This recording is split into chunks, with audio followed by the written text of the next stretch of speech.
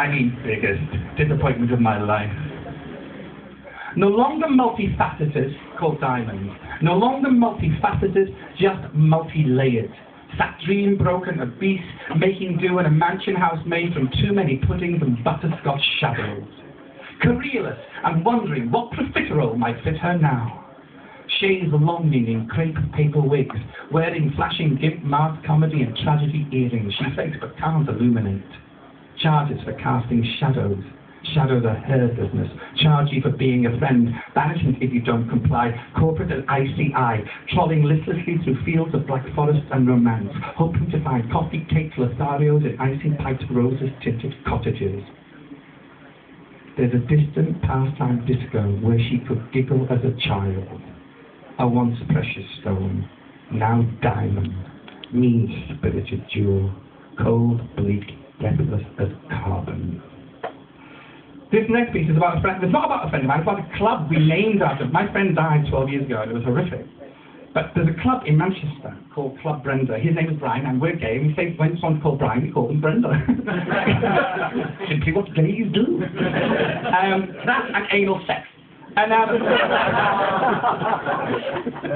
you still owe me a blowjob, Connor. Some perverse days. Anything perverse, you just get a blowjob, wouldn't you, Bo? This is about a club that me and Jane Compton formed, and it's called Club Brenda.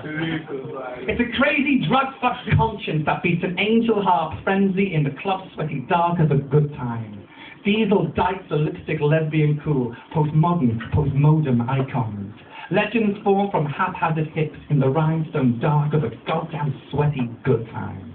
And in the rhinestone mine of a goddamn sweaty good time, queers clown up and get down. It's custard pies at high noon and high hour. Elvis is still alive, drinking and reinventing the blues. And Elvis really is still alive in Club Brenda, mark my words. Some of you will know this person very well. I love her dearly with all my heart. She's my best friend. This is called Liz. There's a sunflower shining over Manchester saying, "You can if you want to, I'll show you a way."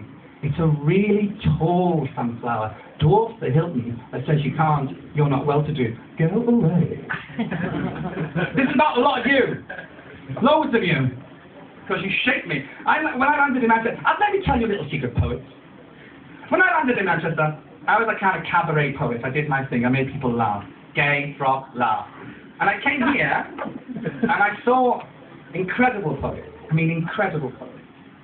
There are too many to mention, but there are lots in this room. I'm not just moved by incredible poets, I'm just moved by poets in the desire to explore and explain and feel. Absolutely love it. I don't want any applause, subject. Oh, Called poets. They won't shut up, screaming rhymes and blue murder, meandering Mancunian, rebuilding community from the rubble of modernity, floundering and gobsmacked, on and on and on. They won't shut up, armed with desolation and laser beams. The geeks shall inherit the earth, on and on. Unspoken rage, unspoken union of rage and balderdash, wordless as streets, with necessary debris and an occasional melancholy flurry.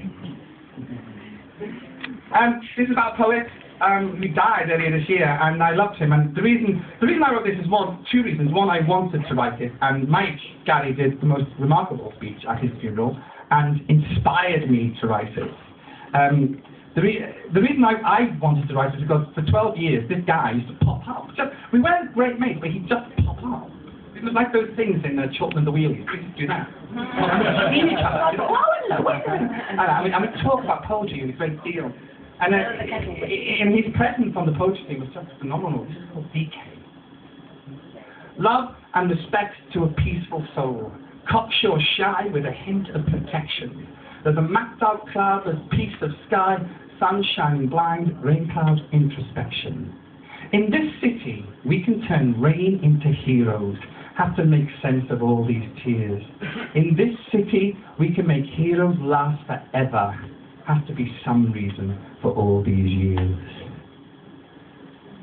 This next poem, maybe you can applaud that one actually.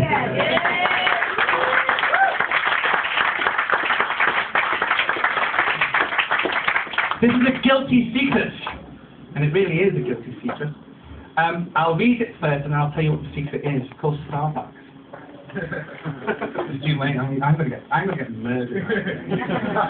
Honestly. But you know what? If I could write poems on the Queen's lap, I would sit on the Queen's lap. That's the clue. Starbucks. I hate this chain, forged from television's phony friends, linked by latte and paradoxical skinny cakes. But I'm sat here, writing this, with images of the Midlands Hotel, taking my breath away on a runaround, illuminating my face. Christmas fallout splatters the windows, has me content, chilled, heaven gone corporate. It really is, paradoxically, a most perfect place. And the reason is because you don't get views of Manchester. Manchester's just got the most incredible architecture, but you don't see it. It's all so built up. But in this blue seat in the corner of Starbucks, you see the Midlands Hotel, and you see the Central Library, and it's fucking tucked in. It's just beautiful. And I wrote 10 of these poems there in one go, just embraced by it. So, any anarchist, socialist, I know. I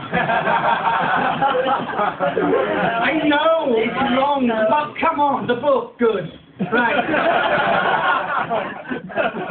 I'm in a book called Camp in Literature, and it's a weighty tome, it's an intellectual weighty tome, and it's in libraries all over America and sort of New Zealand and stuff. And it was written by a Manchester guy called Gary McMahon, who the book is dedicated to.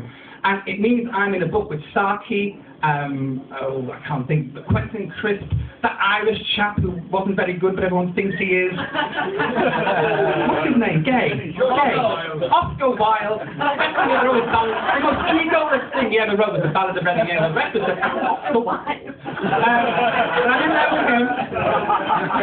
Hey, Oscar Wilde! And this guy wrote it, he's called Gary. Actively haunting cafes with a briefcase and blues, taller than your favourite uncle, avuncular, cautious.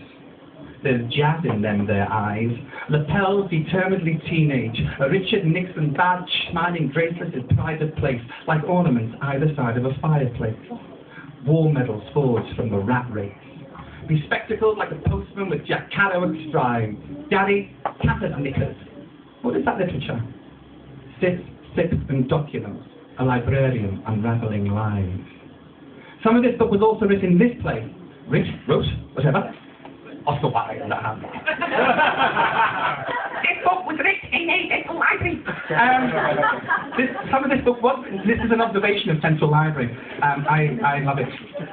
I mean, the observation. I like this actually. I'll be Central Library. Tables hard grey support the worlds of writers and readers any age. Sucked in and simply spits out knowledge like a scally girl might do chewing gum. Such a noble facade, so circular and butch, reminds me of a drag queen who knows too much and isn't afraid to say it. The old man's coughing looks like European history. Handstand. Who is he? I know the librarian. Tim. He's a poet. Contentment vibrates here. Schoolgirls giggle and fancy the fit, farting boys. And isn't that a library?